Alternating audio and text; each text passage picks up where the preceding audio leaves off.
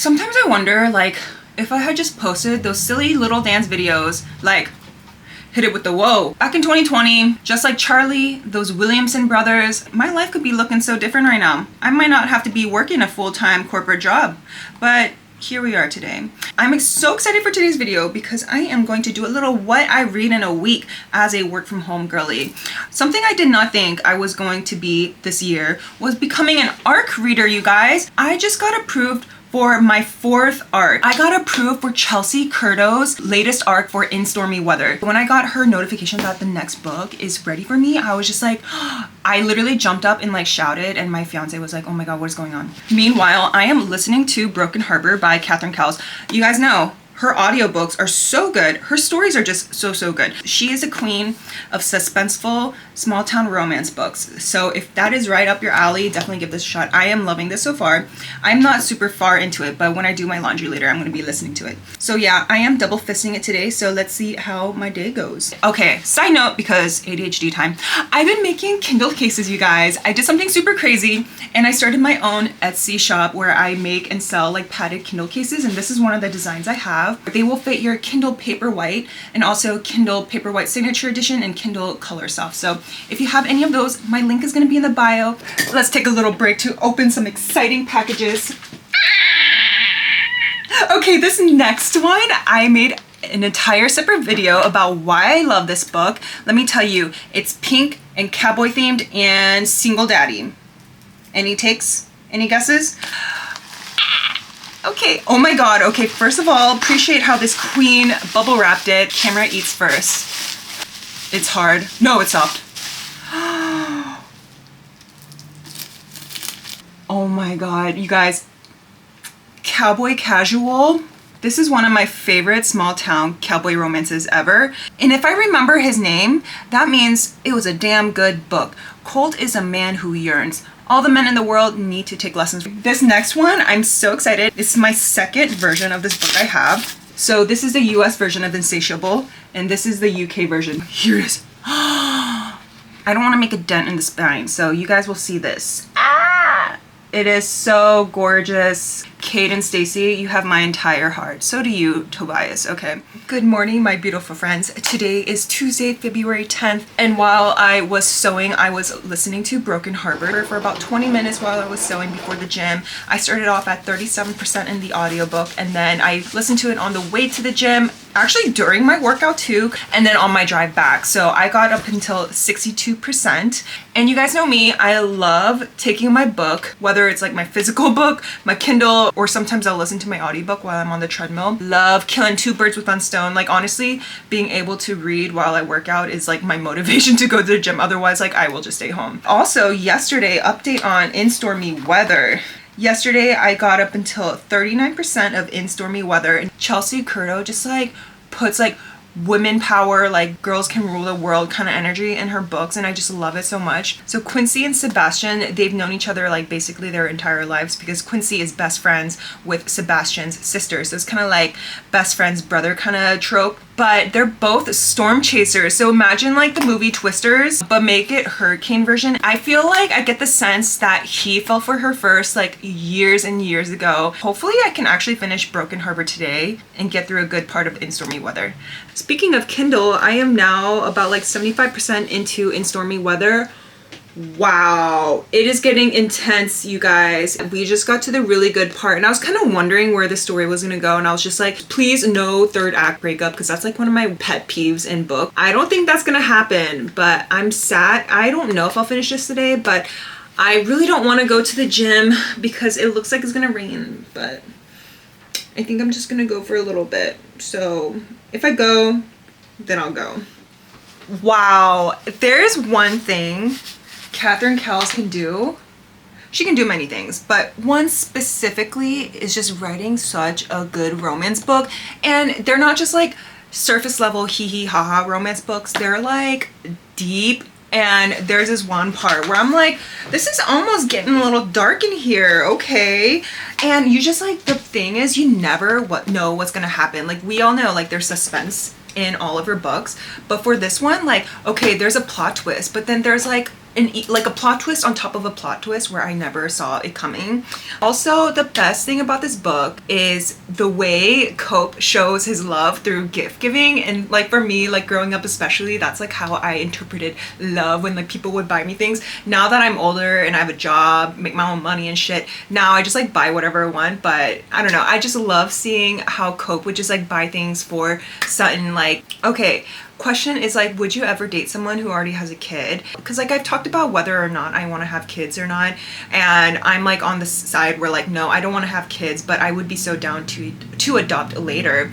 But like in this book, it's just so cute that Cope like took in Luca as if he's his own like biological child. But the thing with Cope and is like that entire family in Sparrow Falls is that like you don't have to be blood to be considered family. And like during that part of the book, I was just like, damn, this is so real. My final thoughts on this: 5 fucking stars. I don't even have to like, I'm like, it's expected. Like at this point, I'm like, I'm always gonna be blown away by her books. But guess what else I finished? I finished In Stormy Weather. It was so good. I will say, okay, I took my little notey notes here. What I loved about this book is the representation of women in STEM. I feel like you don't get that a lot. You do with Ali Hazelwood books, so like I kind of was getting that vibe. I love how Sebastian was like so down bad for Quincy, the main character. Speaking of which, like I could see like the connection and why Sebastian was so in love with Quincy, but like on the flip side, I couldn't see really the connection why Quincy really liked Sebastian, other than the fact that like they both have similar interests. So like that was like a little like not even for me. But I will say though that the banter in this book was really good. Like it just like had me smiling and laughing, and I'm just like, damn, Shep, I don't even know where that's. Shep is from fucking Sparrow Falls. Okay, damn, Sebastian. No, I can't remember what I was gonna say. Yeah, Sebastian, you're witty. Okay, that didn't come out like the way I want to do. I ended up giving In Stormy Weather 4 stars, and this part is just like completely my own preference, but I feel like the chapters were a little long for me as someone who just has like ADHD. Like I don't know why these were so long and felt so long, but they were like average, like anywhere from like 11 to 20 minutes for me, so I'm just like Also, I think it's also why I can't do Kindle books at this moment. Like maybe that's not really that big of a deal for me, but like that's why I love reading on physical books, so I can like physically see how much progress I've made, and it just gives me so much dopamine and satisfaction. And my only thing is I feel like Seb or Sebastian was a little bit too overprotective over Quincy, but I also get it. Like we're dealing with a category 5 hurricane, so you want everyone to be safe, but like he was a little bit like stepping over the lines, at least for my preference. And also my last thing, I feel like I wanted more drama behind their careers. So like in this book, it's like marketed as rivals to lovers, and like you get the story like from when they were growing up and like throughout college, like why they're rivals. But like in present day, I felt like it was just more like, oh, stop it, you, like that kind of rivals. I kind of wanted like more like drama and like angst, like, but it was just more like hee hee ha ha, like he was still like so in love with her throughout like his entire life. Yay me for finishing 2 books. Now what am I gonna read? Ugh, as a mood reader, this is my biggest problem. Good day, besties. Today it is Thursday, February 12th. Wow. Okay, you guys. Last night I started a new book. I started Till Summer Do Us Part by Megan Quinn. This is my first book by Megan Quinn that I've read. Actually, I take that back. I tried reading Merry Christmas, You Filthy Animal, and I don't know, I just couldn't do it. It was so cheesy. Like I will give it another chance like during the winter time, but I just like, I don't think I was in the mood for it, you guys. Why did I wait so long? Why did I wait so long to read this? Yesterday, it was so good. I got up until page 188, so 44% of this book. And I think the reason, like, how did I finish 2 books yesterday, but also get through almost half of this? I think the key is habit stacking, you guys. I love, like, I will say this over and over again, but I love reading and walking, like walking on my treadmill or like walking pad at home, because that's just like, yesterday I decided not to go to the gym. Like, y'all, I look forward to my rest days from the gym so much, but I was just like, okay, I still need to move my body, so I just put my book on my, like, I call it like my music stand, because it looks like the stands I used to use in band and stuff. Put my walking pad to speed like 2.1. Like I can hardly sit and stay still for 25 minutes, like ADHD bad. Like, so the fact that I can even just do that for 45 minutes and go straight, I think that was such a game changer. And I love that this book has artwork inside of it. I like, sometimes I'll flip the page, I'm like, oh my God, I wasn't even expecting that. I am loving it. It's so funny. And you guys, like, I usually have a poker face whenever I read. I'm like, in my head, I'm like, ha ha ha, but in my face, I'm just like, huh? So the fact that this book actually made me like smile and laugh out loud is amazing. This book, as funny as it is, it's actually pretty deep. Okay, like I'm taking lessons and notes from my own relationship, okay? But yeah, so yesterday I just stayed home after logging off the computer.